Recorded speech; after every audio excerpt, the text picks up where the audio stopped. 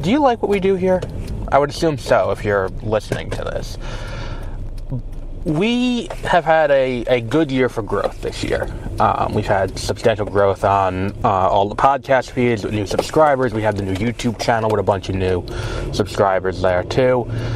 But we want to carry this over into 2026 so we can continue to provide high quality entertainment, high quality news, high quality reviews, and all that kind of stuff. So what we're asking for going into next year is, if you have the ability, we're not asking for a lot, you can donate. Go to ko-fi.com/MWP News and make a donation. Everything you do goes towards making sure we can do things. That way I can take days off work to go and cover things early, or, things of that nature. Go to events and talk about them early, see advanced screenings. All that stuff goes into that budget. On top of that, if you can't afford that, and I realize right now things are tough and things are rough out there. If you can't afford that, the easiest thing you can do is subscribe and rate. No matter what you use to get this podcast, you can subscribe.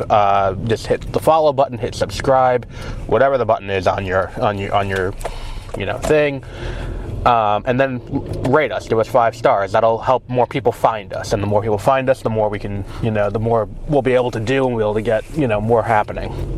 You can also go to mwpnews.com and sign up for our newsletter. There we will have articles and stuff like that about what we cover on this show. And we will also be doing more gaming content on the YouTube channel. If we can get, with more subscribers on there, we can do more. And that's youtube.com/@MWPnews. And again, thank you for a great year for us. Next year will be better. One of the big issues that I had this year that preempted me from doing a lot of what I wanted to has been resolved with the issue with my car, and that issue has been resolved. So going into this next year, we should be a lot more smooth sailing, but we do need your help to get more people listening and get what we're doing here out there. So just subscribe, tell your friends, and if you have the ability to, and you have the money, and you want to, and you think we're doing a good job, and we've earned that, go to ko-fi.com/MWP News and throw us whatever you think we deserve. And thank you, and enjoy this episode.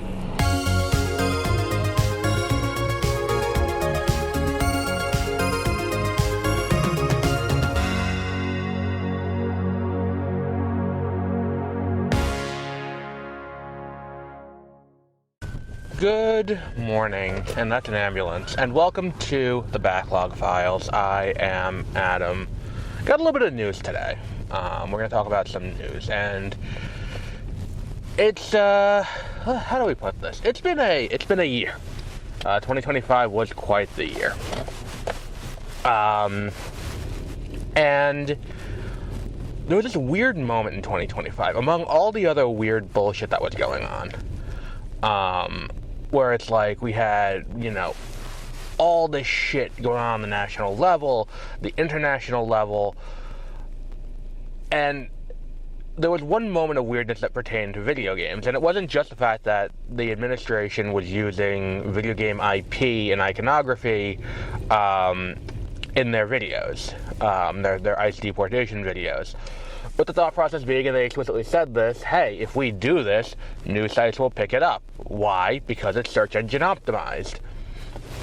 Because if you are a website that runs news about Pokemon, and they use Pokemon in their DHS video, dehumanizing immigrants and all of that, it's going to get, Pokemon websites, I mean, not like Cerebi and stuff like that, but like websites that cater to that kind of news and are going to talk about leaks and stuff like that, are going to run stories about it.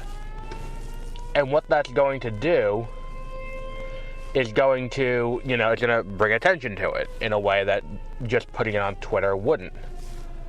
So all of that said, why is this, what else was going on? And the other thing that happened that was kind of weird was the console war moment. What happened was there was a licensing agreement was reached between Sony and Microsoft where Xbox exclusive games would come to PlayStation. GameStop declared the console war is over now that that's done, because like Halo would be coming to PlayStation and things like that. Like, yeah, there'd be timed exclusivity and stuff like that if I remember correctly, but it would eventually be coming to PlayStation.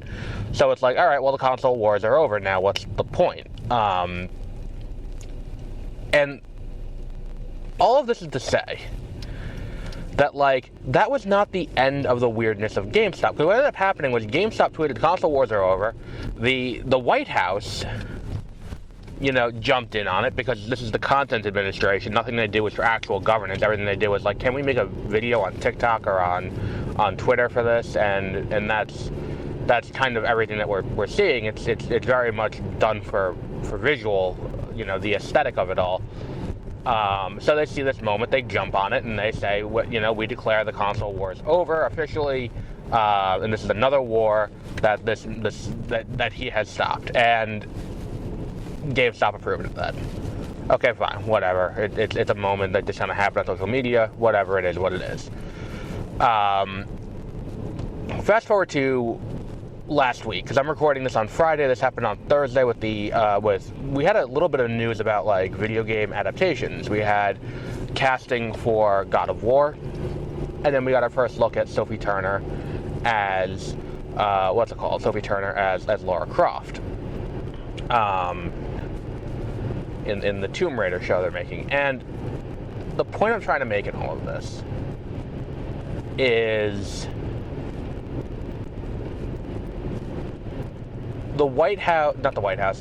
GameStop's Twitter account, when this picture went up, responded, that is not Lara Croft. And what this is, plain and simple, is it's the White House, not the White House, it's the administration. Jesus Christ, I've had a lot of other things I was working on this morning that are now interfering with this.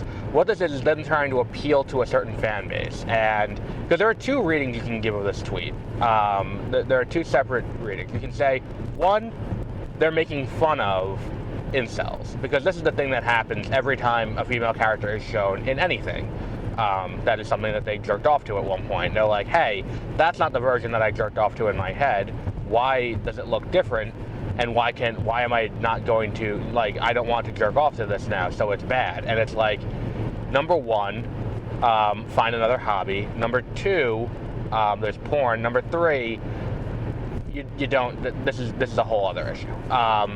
They're making fun of those people. That's really number one. But when taking into consideration what they did earlier this year about the console wars and the White House and all of that, and the fact they're going all in on NFTs, and the fact they're shutting down the majority of their stores and giving the owner a $15 billion payday, or the CEO a $15 billion payday,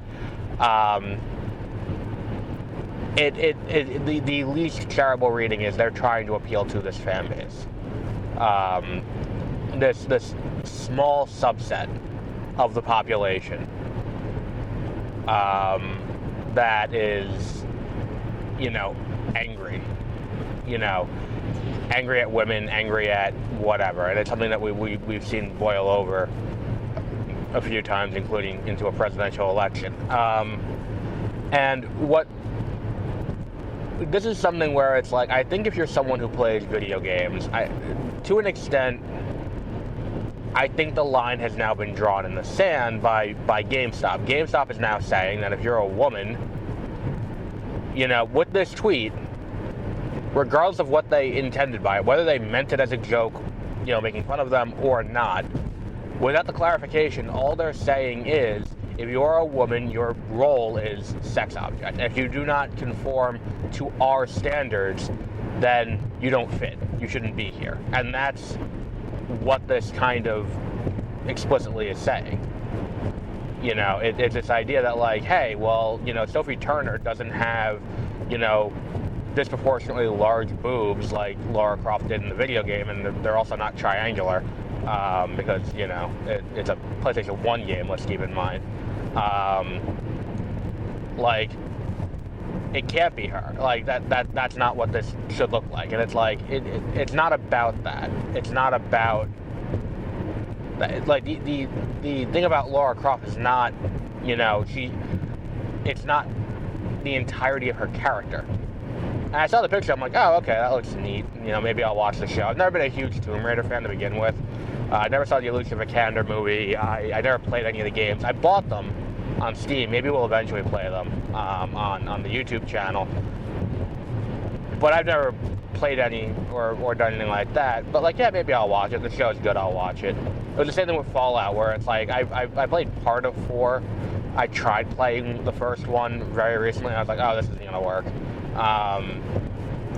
Yeah, I think that, like, this is something where it's, like, so beyond what's reasonable in terms of, like, this is a major retailer. GameStop is the last remaining exclusive retailer of video games. I mean, like, like, you know, you go to that store and they are predominantly a video game retailer. They're the last big major chain that does that. EB Games no longer exists. Funko Land no longer exists. You know, GameStop is the place you go to if you want to buy new games, especially more niche titles that won't be carried by Walmart or Target or, you know, Best Buy.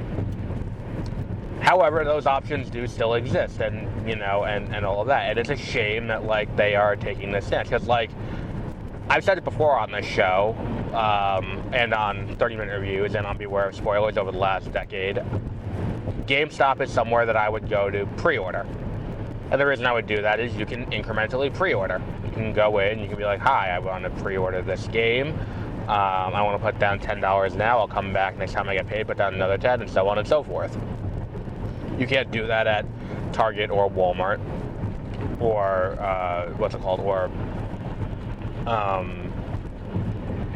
or Best Buy. You have to do that. You can only do that at GameStop. And fundamentally, if it's like, I will do without that service, because really that's the only thing they were offering me. Like, I'm not, like, my sister gave me a $50 gift card to GameStop. I'm gonna bring it over. I'm gonna use it. I think I can use it to buy a Nintendo eShop gift card. I'll switch it over to that. Do a negative review on their survey, because, see, that's the thing, is that it's like we talk about ways that you can impact.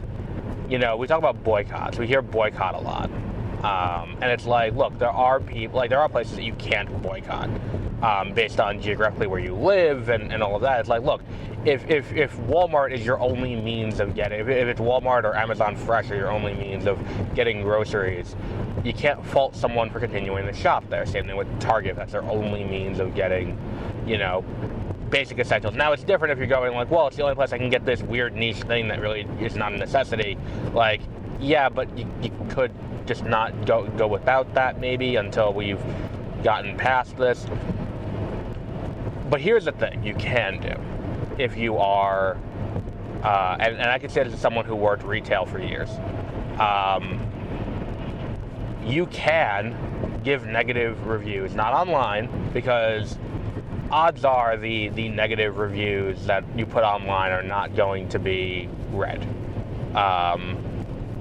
There's a negative review about me at at the store I used to work at, because I used to intentionally, if someone would repeatedly do something they're not supposed to do, I would I would let them do it all the way to the end, and then tell them we can't do that.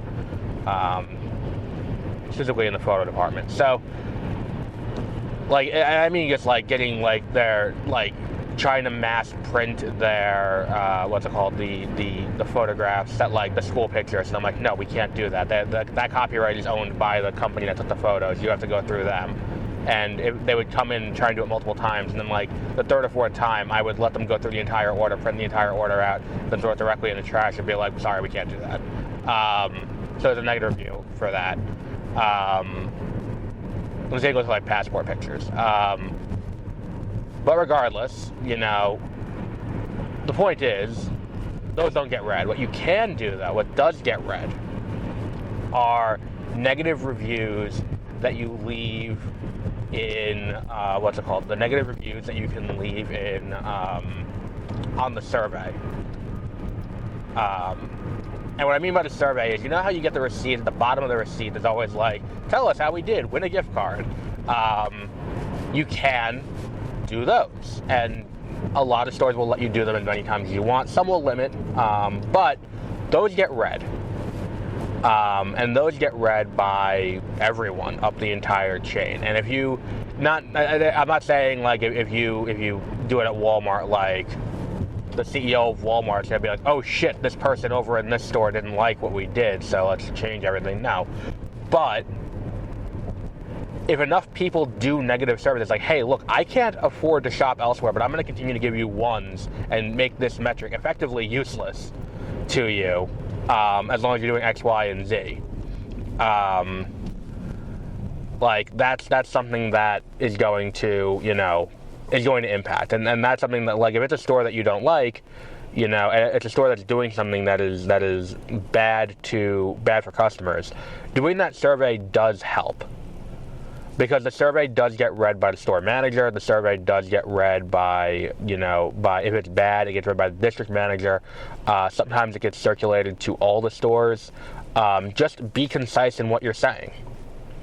I know Christmas just happened, and a lot of people probably got, if you're listening to a podcast like this, you probably got a GameStop gift card.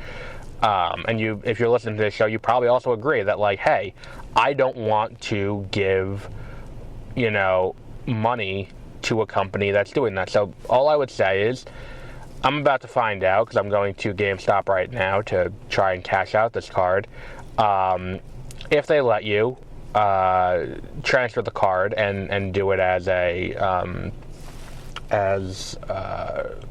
like a PlayStation Store card or a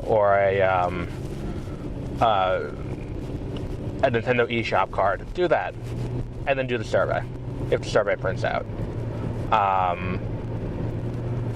Because that's the thing that, you know, it may not immediately drive change. It may not be something that you're going to see, like, all of a sudden, overnight, boom, we're going to change everything. But if a lot of people do the survey, it will raise attention to things that, like, hey, the shoppers in this area don't like this. And that will drive more local change. But we'll wrap up there for today. Next week we'll be back with another indie game. And until our next episode, have a great rest of your week.